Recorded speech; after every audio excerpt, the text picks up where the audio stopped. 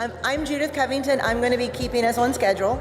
The order of our speakers this afternoon, we're going to have David Clark, Nina White, Victor Piercy, Randy Cohn, Diana White, Elizabeth Thoren, and Judy Kennedy. So if you know that you're the next speaker, if you can go ahead and be close so we can minimize changeover time, that would be great. Right. Cool. Our first 5-minute speaker is David Clark. So I want to tell you about the Journal of Inquiry-Based Learning in Mathematics, which has been discussed a few times before. If you're interested in teaching an IBL course and you're just not sure about how to put together the whole course and the materials that you need in order to do it, we have an excellent resource that you can use, and this is the Journal of Inquiry-Based Learning in Mathematics. This is a professionally refereed journal that publishes class-tested course notes for complete courses in mathematics on an IBL format. So it essentially replaces a textbook for an IBL course. We have, it's on a website, and if you go to the website, it's www.jiblm.org, up in the upper left there. You'll see the home page here, which gives a description of the journal, and then in the middle there, the contents. If you go to the contents, you'll see a list of the course notes that we have, and there's right now 34 on there and a number in the pipeline, and it's growing from year to year. And you can go there and browse through the course notes we have and download anything you like, and it's freely downloadable and available for you to use. So I'd like to encourage you to use it, and if you have notes that you're written and are using, I'd like to encourage you to submit them to the journal so that we can share them with other people. So right now I want to give you just a bit of an overview of the use that it's getting. It's really getting a lot of use, and a lot of people seem to be getting a lot out of it. Right here is a typical unsolicited message from a user to one of our authors. I've taken out the identity there because this is just typical of many that we get. I'm using these notes you submitted to JIBLM to teach a one-semester course at the Texas Lutheran University. They are truly excellent. My students' proofs have improved dramatically, and we're enjoying the experience. And we get many like this, and it's particularly satisfying to get these from remote places where third world countries where people can't access textbooks, and they certainly can't ask their students to buy them. So the usage of this is truly worldwide. Last year, our technical editor, Paul Kapitsa, started gathering usage information so that we could see how and where they're being used. And this is last year recording the downloads of the notes that we have. And last year there were 7,567 downloads of course notes from the journal. And that's up about 10% from the previous year, which was the first year we gathered this information. And those are divided into different topic areas. The usage of the journal is quite widespread. Here's a graph that shows where it's being used, and what we find is about 3/4 of the visitors to the journal are coming from the United States, and the other quarter are coming from all over the world. United States, Canada, United Kingdom, and so forth, Indonesia, in order of how many we've gotten. And so this is growing rapidly from year to year, and we're seeing a lot more people using the journal. And so we'd like you to use it, and then you'll be added to those numbers there. Okay, just to end, I would like to ask you a favor.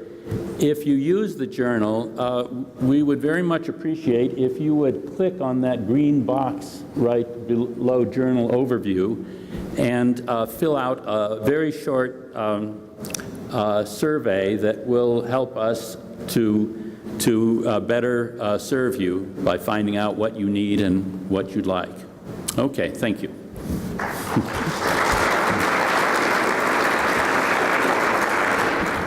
Okay, so I'll give you an introduction to what I'm going to say. I was a little nervous about signing up for this because it's really all I am sharing is just a tidbit. I teach courses, math content courses for future elementary teachers, and student presentations play a big part in my courses. And I wasn't totally satisfied with the quality of these presentations, and I started thinking about scaffolding the presentations. So I'm just going to share with you a presentation plan worksheet that I give my students.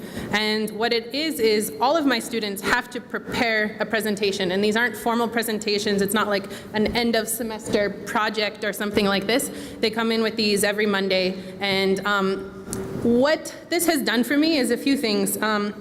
One, it's helped improve student skills with the sort of synthesis and the big picture. This is one thing I thought they were lacking, is their ability to sort of step back and say, this is what the problem was about. These are the big ideas. They tended to jump in and sort of go step by step through. So I start off with 2 questions, which is summarize the problem you've solved in your own words. What did the question ask you to figure out? What were you given to start with? And then I ask them to, how would you summarize your solution, and what were the key ideas or stepping stones? So those are the first questions. Then there's space for them to think about what you will write and what you will say. And they fill this out to various degrees of detail, some very detailed, some almost nothing. And then I ask them for alternate solution methods, what they may have tried that didn't work. And then the last thing I ask is that they write 2 questions for the audience. One, to check the audience's understanding. I found that at the end of presentations, I was often stepping in and asking someone from the audience to comment on some particular tricky part, and I wanted the students to start doing this themselves without me stepping in. So I found that this really helped with students thinking about the big picture, also students creating that engagement with the audience themselves. And then the last thing, which I actually hadn't even anticipated, but which ended up being a huge benefit of doing this, is I actually had them submit these online 2 hours before class started, and I could intentionally sequence the solutions that they presented, which was really nice if you want to if you want to think about, presenting certain kinds of solutions first. So I just wanted to share that with you all. Like I said, it's a tidbit, maybe it's sort of obvious, but I found it to be really, really helpful last semester.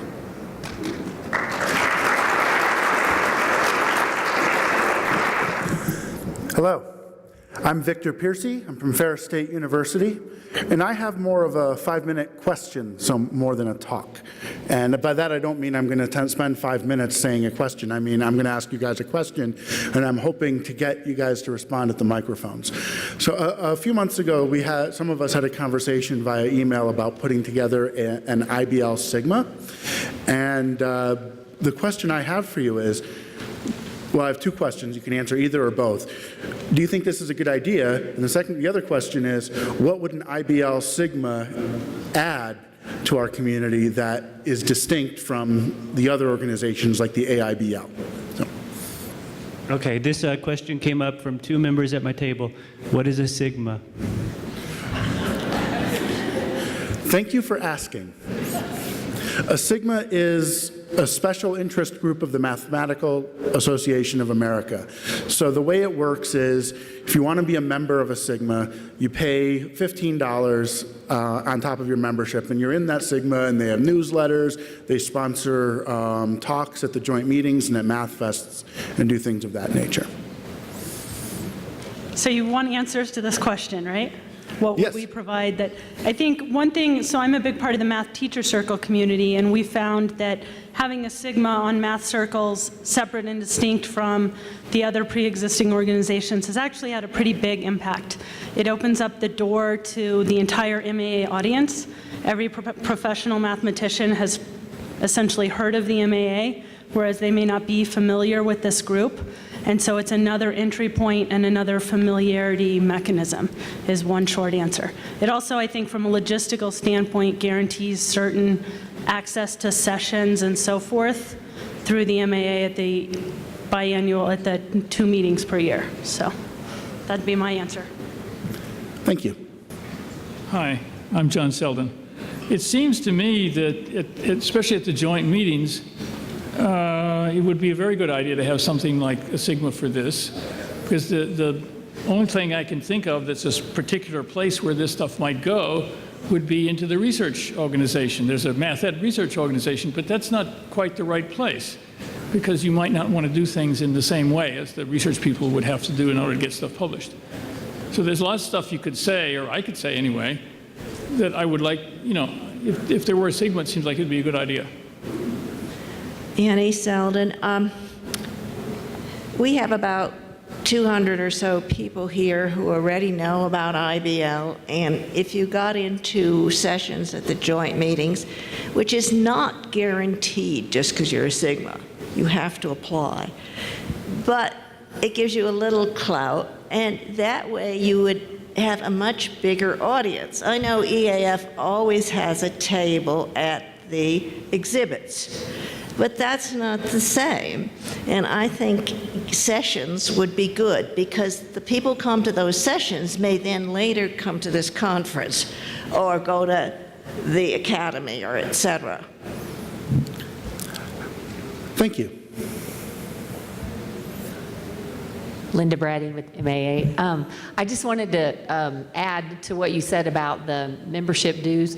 It's actually $12 to join a Sigma, but the Sigma gets 9 of the 12, and the MAA only keeps 3. And so you would have officers, you know, of that sort of organization, and then Sigmas do projects with the funds, or they'll have money to do like receptions, or sort of the group decides, and we sort of approve projects, but if you have a good rationale and it advances the mission of the MAA, we automatically approve it. And you also, with the Member Plus category of the MAA membership, you can have 3 Sigmas bundled with that and get like a t-shirt in the book of the year or whatever. So there are other options. Yay, price discount. Well, thanks for responding. I was worried I was going to have to pull out a Think, Pair, Share, but I didn't. So thank you.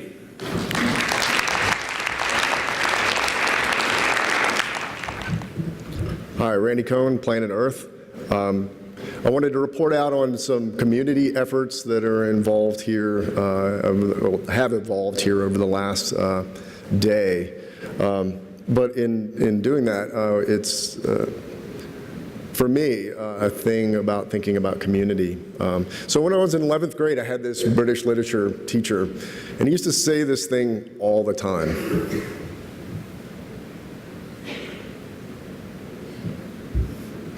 He was a great guy. He said that every day in class, every single day. So there's a corollary to this. So well, to back up, he really meant this. I mean, he meant it temporally, spatially, everything. So there's a corollary to this.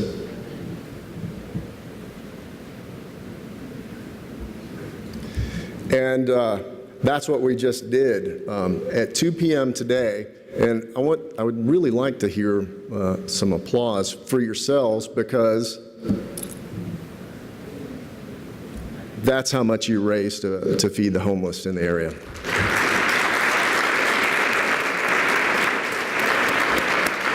So a local food bank has contacted one of their food distribution organizations. They're going to take the food and distribute it today to the homeless in the city. The restaurant downstairs has prepared all this. They actually prepared it outside of their normal menu so we could maximize the dollars that you contributed to feeding the homeless. The pickup is at 2 p.m. today in the lobby. That's one of the guys that made it happen. He's the manager of the restaurant downstairs, the 1550, Dustin Silks. The fellow at the food bank is named Clayton Gonzalez. The best part about this whole venture is this.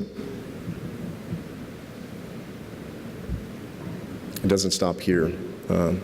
We can take this wherever we want, whatever conventions or conferences we go to, the same sort of spirit. When we come into a community, we can better that community. We are a very giving crowd, for sure. And this is a nice way to have not only environmental impact, but a human impact as well. So thank you for your generous donations. And I'm going to go downstairs to the lobby now and make sure the food gets passed off to the right folks. So thank you.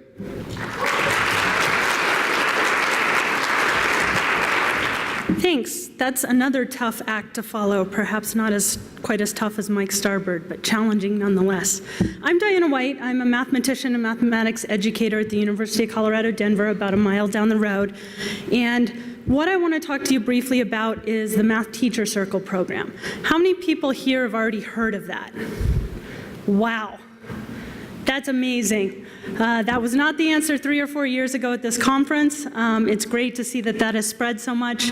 But let me tell, for those of you who are new to it, tell you a tiny bit about what it is.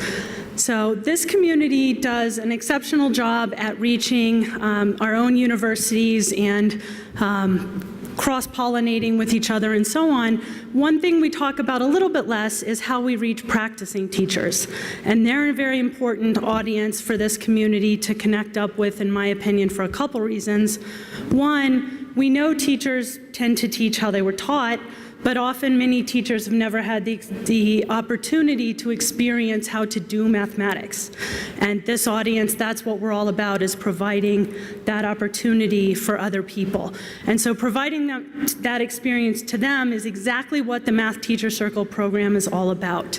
And the secondary reason is we know that to really impact change at the K-12 level, it's not sufficient just to reach the in-service teachers the pre-service teachers who were training at the undergraduate level and say, well, okay, if we train them right, then in 20 years, everything will be great. Because they tend to go out and adopt the cultures of their schools and so on very quickly. And so it's very important then to also reach the teachers on the ground who are out in the field.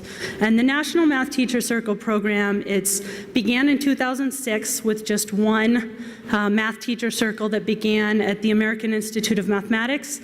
And I'm not sure what the latest count is, but it's somewhere around 60 active math teacher circles around the country. And the power of just how many of you have already seen it, I think, goes to show just the impact that that's starting to have. It's a program aimed at middle school math teachers primarily, although there are groups who focus on elementary and or secondary as well. And basically, the basic model is, a lot of times there's some kind of summer immersion workshop followed by roughly once a month or say 3 times a semester, getting the teachers together either on a Saturday morning or over dinner during the week and working on mathematical problems facilitated primarily but not exclusively by mathematicians. And so it's a wonderful entry point for anybody who's interested in starting to work with teachers but may not be super familiar with the K-12 setting. And I think basically I just wanted to put in 2 cents for it. And if you haven't heard of it or haven't seen the website before, if you just Google Math Teacher Circle, you should hit the main website. It's mathteachercircle.org through the American Institute of Mathematics. So that's all I have. Okay, great. Okay. Hi, I'm Elizabeth Thoren. I'm at UCSB, University of California, Santa Barbara, and I wanted to solicit some help. I've written, or actually we have, at UCSB we have notes for our flagship IBL courses, and they include an introduction to linear algebra, so this would be your lower division, sort of not proofs-based course, the computation-focused course. And then a course in vector calculus. And I feel like what we have now is ready for beta testers. So I'm looking for you guys to pick up a copy of these notes and try them out in your own classes, and then let me know how it goes, what changes need to be made. So if you're interested, please email me. Now I'm going to plug the notes for a second.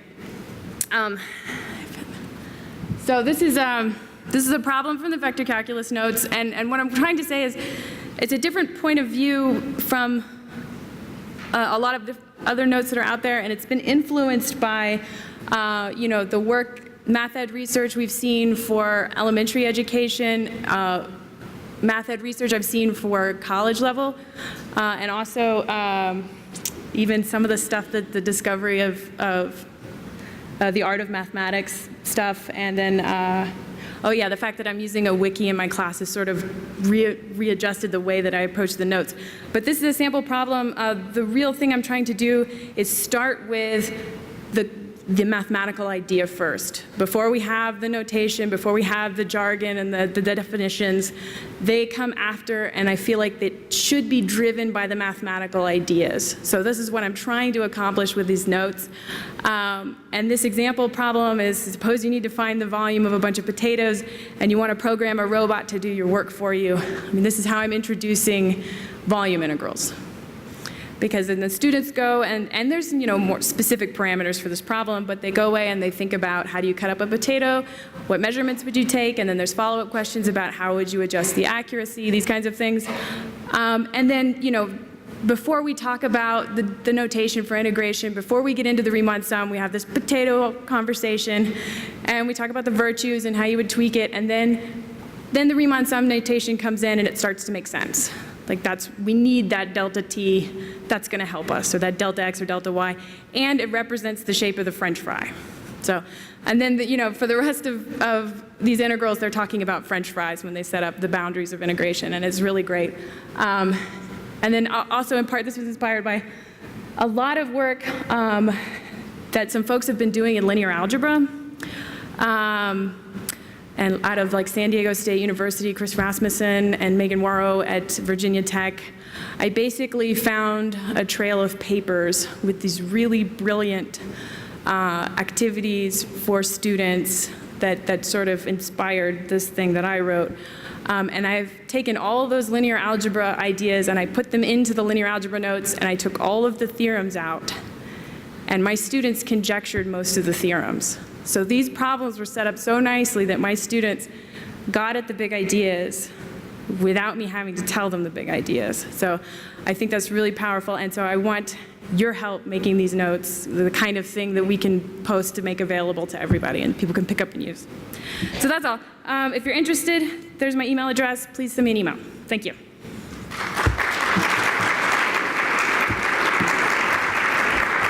Okay, I'm Judy Kennedy, and this is PJ Couch, and we're from Lamar University. PJ's going to talk for us. We want to talk about a program that's, this is an outdated flyer, but this program's still ongoing. You can't tell it's outdated because I moved the part where it says fall 2011 off the top. We're going to talk a little bit about the Moore Method Apprenticeship Program. So this is a program that's funded through EAF along with matching funds through Lamar. There's also a possibility of a tuition waiver. We've been able to extend that to our students in the past. Can't guarantee that in the future. But a little information about it. Basically, this is an opportunity for students to learn from some experienced practitioners of inquiry-based learning. For example, Dr. Judy Kennedy, Ted Mahavier, Jacqueline Jensen, she's here somewhere, I'm sure. And PJ. And I guess me too, right? So, just a brief overview of how this would suit some students. So you'll have the opportunity to learn your student would have an opportunity to learn in a setting with both traditional classes and IBL style courses.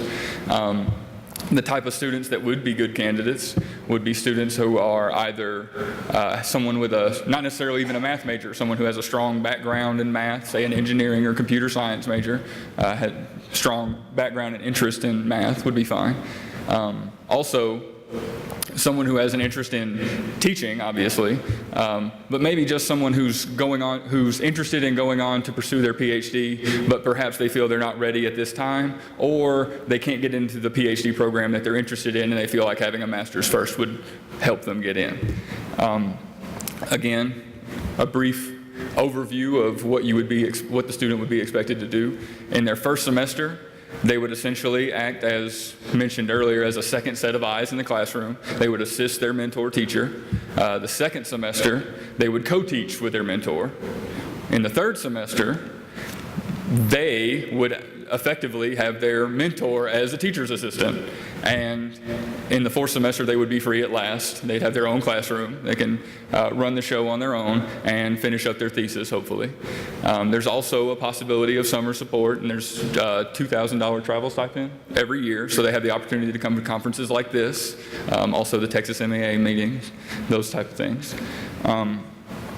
And I think that's what I needed to say. Do you have anything you'd like to add? We still have a couple of slots left for this fall if you have some students who didn't get their applications in or so forth.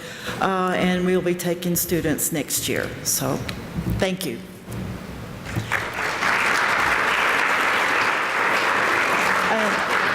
Please contact me if you have questions. Information Oh, they took it away. Thank you very much to our speakers. We did amazing on time, and I think we're only 1 minute over our schedule. So you can proceed to the next regularly scheduled activity of your choice.